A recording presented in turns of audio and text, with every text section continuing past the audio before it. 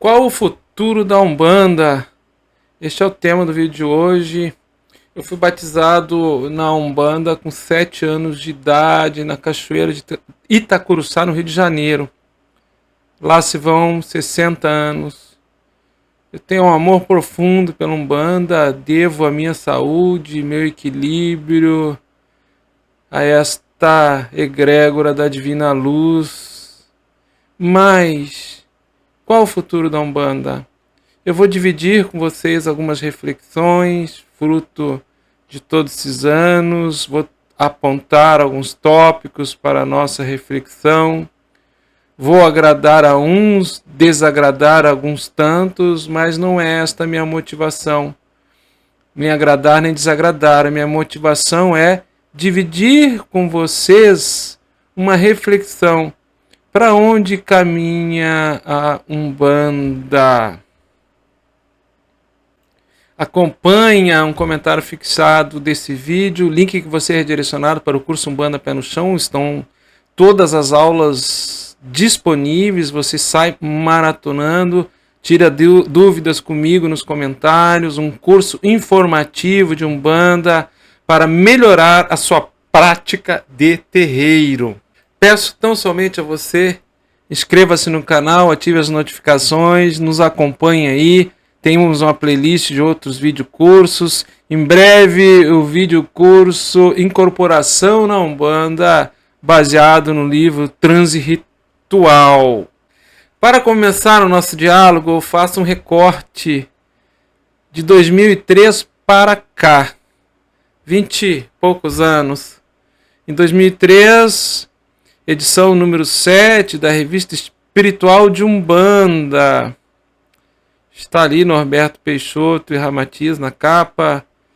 E de lá para cá foram 13 livros de Ramatiz psicografado, mais um tanto de outros livros. Hoje estamos com mais de 22 obras publicadas.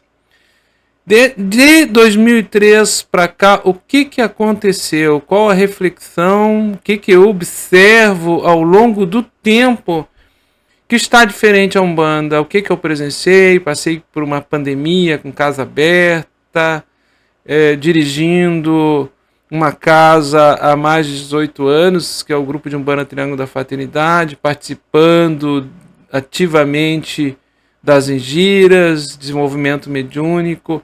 Aí na capa, nessa foto, em 2013, eu era médium trabalhador, médium de aconselhamento numa casa de Umbanda e dirigente de um grupo de apometria. Mas, então, qual foi a experiência, qual é a percepção que eu tenho para dividir com vocês em relação ao futuro da Umbanda desde 2003? Importante registrar que quando eu falo futuro da Umbanda, eu estou me referindo ao movimento de Umbanda na Terra, movimento religioso, mediúnico, filosófico, caritativo, porque Umbanda, na sua essência, ela é divina luz. Se ela é divina luz, ela é uma manifestação de Deus, ela é o próprio mantra Om, sonoro e luminoso. Umbanda, em essência, ela não está no passado, ela não está no futuro, ela está no eterno presente, a consciência divina em ação, onisciente, onipotente, oniabarcante. Então, a Umbanda, ela não depende de questões temporais, passado, presente. A Umbanda vai continuar, vai existir pelo todo sempre, enquanto divina luz. Mas este movimento de Umbanda, que foi dado esse nome mediúnico, presente no Brasil com mais intensidade do que em outros locais no mundo, o que pode acontecer? Qual é o futuro desse movimento? O que nós observamos de 2003 para cá? Explosão das redes sociais. Então nós temos uma oferta enorme hoje de serviços online, desde serviços magísticos, trabalhos espirituais, promessas de solução, de cura, iluminação, libertação de toda e qualquer karma, negatividade, realinhamento de vidas passadas. A gente tem um manancial de serviço oferecido e comercializado nas redes sociais muito grande. Não poderia ser diferente com a Umbanda. A Umbanda vem dentro dessa realidade e também explodiu nas redes sociais os cursos de Umbanda. E a partir daí, cursos de formação. Nada contra curso de informação, porque formação é no terreiro, é prático. Mas surgiu uma explosão também de cursos à distância, cursos de sacerdócio, cursos dando iniciação, cursos ensinando a ser médium em qualquer lugar. Você não precisa estar numa egrégora, você não precisa estar numa corrente, desenvolvimento online, giras online. Então esse é um recorte hoje da realidade de hoje da Umbanda. Vamos entender essa realidade para nós tentar projetar, ou ao menos dividirmos angústias para onde caminha o movimento de Umbanda. Observo uma diminuição da pertença. O que é isso? Você não precisa, ou ao menos se vendem isso, numa camada de adeptos ou devotos da Umbanda, isso é cultural, é um valor para eles, que não há necessidade de pertencer a uma comunidade terreira, um axé, para você ser médium Umbanda. Então, você não precisa desta convivência em grupo, você não precisa da convivência dentro do axé, você não precisa vivenciar os ritos, as liturgias para você ser médium Umbanda. Você pode ser médium de Umbanda sem nenhuma pertença a uma casa. Então, vendem, né, em prol, em função, em decorrência dessa explosão das redes sociais, uma pseudo-independência do médium, como se, numa generalização preocupante, como se fazer parte, ter pertença, pertencer a uma corrente constituída fosse um aprisionamento. Então, há no imaginário coletivo, umbandista, uma parcela significativa, inclusive de mais jovens, um tanto, outros tanto nem tão mais jovens assim, da diminuição da pertença, ou desvalorização da pertença, ou um menosprezo por fazer parte de uma corrente. Daí, consequentemente, a Umbanda de um só em casa, ou Umbanda em casa de um só. Então, aquela pessoa que foi vendido para ela, que ela é independente, ela já conseguiu os assentamentos dela de orixá, ela fez curso de sacerdócio, ela fez desenvolvimento online. Se ela passou por uma casa, ela teve uma ruptura porque ela se sentiu aprisionada, ela teve dificuldade de lidar em grupo, ou dificuldade de lidar com hierarquia, com autoridade.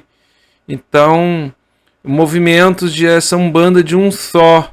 É uma Umbanda que ela não necessita de uma egrégora constituída, ela não necessita do encontro entre pessoas no mesmo espaço-tempo, no mesmo local, com o mesmo rito. Então, há uma dificuldade da gente encaixar isso dentro de um fundamento, dentro do que os nossos ancestrais nos passaram, pai velho, caboclo, criança, que isso para nós antigamente não existia. Mas hoje temos que observar, embora não se preencha, não se enquadre num fundamento, numa tradição, isto é um valor vigente hoje. E vendem isso nas redes sociais como sendo a tua liberdade espiritual e até a tua iluminação. Que os orixás e os guias estariam aí para nos atender à nossa disposição.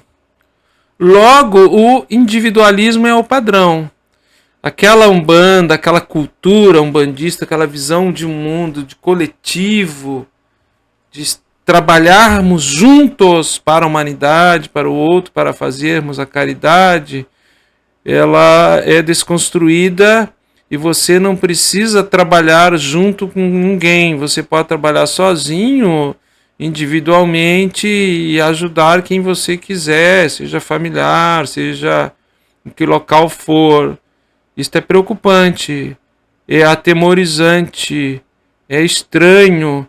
Este individualismo que se impregnou por dentro desta oferta de uma pseudo-liberdade, se impregnou, se imantou, grudou no processo mediúnico, e tem muitos que estão indo por este caminho, estão neste caminho de buscar o sagrado, buscar a espiritualidade num processo completamente individualista.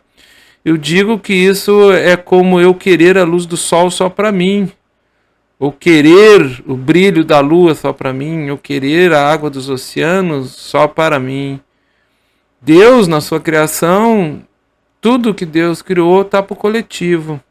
Então, é um grande egocentrismo você querer a espiritualidade, os guias, os orixás só para você, como se fosse possível você reter a luz do sol e se apropriar desta luz.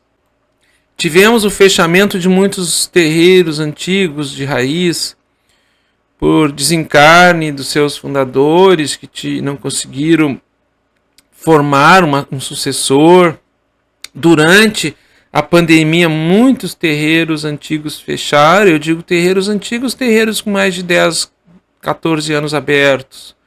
Muitos terreiros fecharam ou por dificuldade de pagar aluguel, não tinha sede própria, ou por enfermidade do fundador, ou por desistência do fundador. Isso se intensificou durante o processo da pandemia do Covid.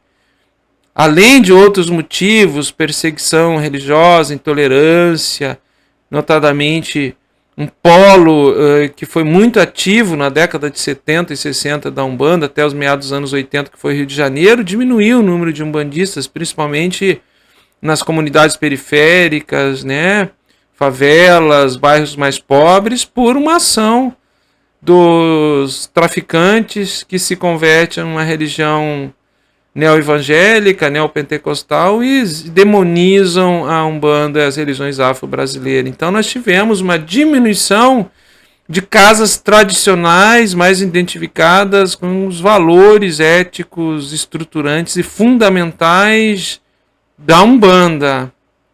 Ao mesmo tempo, a gente observa uma proliferação de abertura de templos que vendem cursos de magia, muito cursos holísticos, cursos de sacerdócio, e que o dirigente vive dessa comercialização, ele vive disso, e a mediunidade acaba sendo um espaço menor dentro desse templo. A caridade é uma ação menor em função de toda essa mercantilização do sagrado, da magia, etc, etc. E para o médium angariar, né, subir numa hierarquia, vamos dizer assim, dentro do terreiro, ele tem que fazer cursos que são pré-requisitos. Quanto mais graus de curso de iniciação ele tiver pagos, mais ele vai ser um médium valorizado e mais espaço ele vai ter dentro desse axé, os que dão espaço. Então isso é uma descaracterização daquele templo tradicional, que o objetivo maior e preponderante é a mediunidade e aconselhamento, é o amparo, o acolhimento, a orientação, as pessoas, tudo gratuito, de maneira desinteressada. Ao mesmo tempo que se fechou muitos templos, nascem esses templos descaracterizados, diferentes dos templos antigos e tradicionais de Umbanda. Tivemos de 2000 para cá, 2003, com bastante intensidade, a evolução da mediunidade. Sim, a mediunidade está evoluindo. Mediunidade hoje é consciente. Nossas capacidades psíquicas, nossa capacidade mental, superconsciência, tudo isso vem no bojo da mudança da mediunidade. Estamos em plenitude na era da mediunidade consciente. Então, o médium ele não tem mais aquele apagão como se tinha nos idos da Umbanda. Médios de efeitos físicos, médios completamente inconscientes. E isto exige uma parceria com o plano espiritual, um maior nível de autoconhecimento, de autoanálise, de mais esforço. Está mais difícil se formar, e se firmar e se manter na mediunidade, na lei de Umbanda, mas ao mesmo tempo isso possibilita muito mais autoconhecimento para o médium, diligente, estudioso. Então a mediunidade mudou e muito de 20 anos para cá. Uma diluição de valores éticos, uma pulverização daqueles valores tradicionais, estruturantes, deixado pelos mais antigos, dirigentes, entidades, o ícone que foi Caboclo da Sete Encruzilhada com suas normativas, né, os aspectos, os valores éticos de como fazer Umbanda, como praticar Umbanda. Isso se diluiu, se enfraqueceu. Então hoje muitos locais se faz uma Umbanda de acordo com a necessidade daquilo que der na cabeça do dirigente. É uma Umbanda do tudo pode, uma Umbanda do tudo faço, Umbanda que eu faço, eu desfaço, eu arrumo, eu desarrumo, trago namorado, separo casais, faço qualquer trabalho. E esta Umbanda que dilui seus valores éticos, ao mesmo tempo ela se mistura com outras formas de mediunismo que projetam mais poder. Aí tem uma nova quimbanda que nasceu, tem alguns ritos mais africanistas, descolados da ética dos antigos babalaôs, da ética africana e da visão do mundo original, que também vem numa amálgama com esse momento e diluição dos valores éticos da Umbanda, que a gente observa algumas casas que se diz de Umbanda, mas que na sua prática não tem nada a ver com Umbanda. Isso para o leigo, na sociedade laica, é muito preocupante. Essa perda de referenciais éticos em algumas Umbandas, até te diria, bastante significativo, porque são até expoentes nas redes sociais, botam muitos vídeos de performances, vídeos de incorporação, muitas vestimentas, festas, mas valores éticos referenciais, como aquele dos nossos antigos, praticamente nenhum. E há uma autofagia de um tempo para cá, que antigamente não tinha, sempre teve sim aqui e ali, mas hoje com uma certa intensidade. O que é essa autofagia? É segmento umbandista querendo desconstruir, desfazer, destruir o outro. Então, um exemplo, umbandistas mais alinhados com a tradição africana, desconstruindo ou querendo destruir a Umbanda deixada por Zélio de Moraes, classificando como Umbanda branca, uma Umbanda menor, simplesmente num processo de autofagia, de destruição interna, de desconsideração da história, da nossa tradição. E isso é muito preocupante. Entre nós umbandistas, desunidos e tentando nos destruir, desfazendo um do outro. Isso se intensificou um pouco nesse novo momento, nesse início do terceiro milênio, agora em 2024, a gente observa isso, acusando até de apropriação cultural algumas umbandas que praticam uma visão de mundo ou culto ao orixá diferente daquelas originais no berço de África. Ou seja, se eu dou uma conotação diferente e eu falo de orixá, acusam-nos de apropriação cultural. Então há uma autofagia, isso nos enfraquece a Umbanda frente à sociedade, não nos fortalece em nada. Mas há uma resistência de pequenos templos de Umbanda, inclusive que foram fundados de 10 anos para cá, 5 anos para cá, de sacerdotes que estão se esforçando para resgatar essa ética da Umbanda, resgatar o estudo e uma prática da mediunidade tranquila e serena com a consciência, uma mediunidade consciente. Eles não têm receio de tocar nesse assunto, de assumir isso. Isso é bom. É bom, embora seja um número pequeno diante de tantos outros terreiros, mas demonstra uma resistência de continuidade da tradição de Umbanda. Logo, nós temos alguns templos, sacerdotes ativos, novos sacerdotes, alinhados com o estudo, com a mediunidade consciente, como eu falei antes, uma nova geração de sacerdotes, diferentes da geração anterior, mais ostensivo, mais da mediunidade ostensiva, mais intuitivos, mais da irradiação intuitiva, mais sacerdotes ativos que carregam valores éticos que fortalecem a Umbanda. Então, esse movimento de resistência tem uma camada, uma parcela de sacerdotes que querem continuar e perpetuar a Umbanda no tempo. Mas nós convivemos com o enfraquecimento dos arquétipos de Umbanda. O arquétipo de preto velho, de caboclo, de criança, no momento que eles perdem espaço nas engiras públicas, perdem espaço no desenvolvimento mediúnico para novas formas de apresentação e são até considerados fracos frente a algumas outras linhas de trabalho hoje que tem mais apelo popular, enche mais a casa, tem mais procura e, consequentemente, também movimento mais dinheiro nessas casas. Então, preto velho e caboclo diminuíram, deixaram de ser tão presentes nas engiras.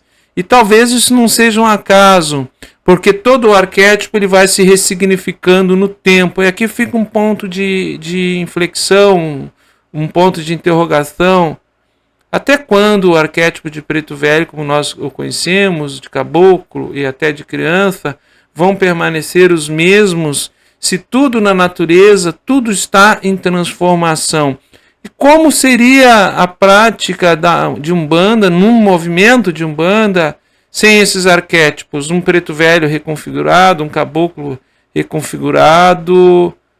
Será que nós deixaremos de praticar a Umbanda tão somente por uma ausência desses arquétipos no futuro, daqui 50, 100 anos, 150? Fica esse ponto para reflexão. E a perda da identidade da Umbanda como um todo.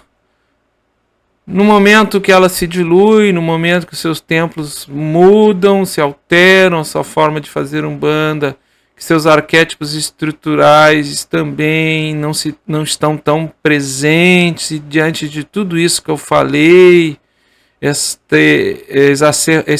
esse crescimento do individualismo, do egocentrismo dessa Umbanda de um só, acabamos perdendo identidade perante a sociedade mais ampla, até em função da autofagia, quer dizer, segmentos de Umbanda, vertentes de Umbanda competindo, uma querendo destruir a outra para ter uma prevalência sobre a outra, muitas vezes querendo resgatar uma história ou refazer a história para desconstruir a outra. Isso não é nada bom, nos enfraquece e fortalece a perda de identidade. Diante de tudo isso que eu falei, mas afinal, qual o futuro do movimento de Umbanda? Eu sei que eu vou ser criticado por muitos nesse vídeo, por outros tantos vão gostar, mas como eu disse do início, não é agradar ou desagradar a minha intenção, e sim ser honesto e expressar nesse momento uma reflexão, uma certa angústia daquilo que eu estou verificando enquanto dirigente, enquanto médio de Umbanda, responsável por um templo, por uma casa aberta. Então, eu peço maleme aos orixás, aos guias espirituais, se eu estou cometendo aqui alguma profanação naquilo que eu estou falando, a intenção não é essa, meu profundo respeito à divina luz, aos orixás e a todos seus enviados, mas fundamentalmente, qual é o futuro então do movimento de Umbanda? O movimento de Umbanda tem que se alinhar com o objetivo central da Umbanda, que é renovação das consciências. Temos que transformarmos-nos internamente para sermos agentes propulsores de uma nova consciência coletiva. O nosso planeta está enfermo, os oceanos estão subindo, degelo das calotas polares, aumento da temperatura. A qualquer momento podemos ter uma terceira guerra mundial, nuclear, armamentismo, competição. Como vai ser a consciência umbandista nesse terceiro milênio? O que a Umbanda nos oportuniza? Como podemos melhorar a absorção dos atributos dos orixás, dos nossos mestres espirituais? Absorvemos esses atributos em nós, renovando a nossa consciência. O que nós temos que fazer? Será que a mudança desses arquétipos é o fim da Umbanda?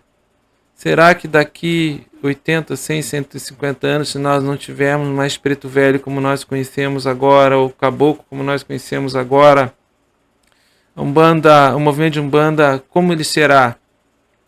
Ou o movimento de Umbanda está atrelado a esses arquétipos e não é possível praticar Umbanda sem esses arquétipos? Fica a minha reflexão, eu não tenho as respostas, eu compartilho com vocês, deixe seus comentários, o que vocês acham de tudo isso que eu falei,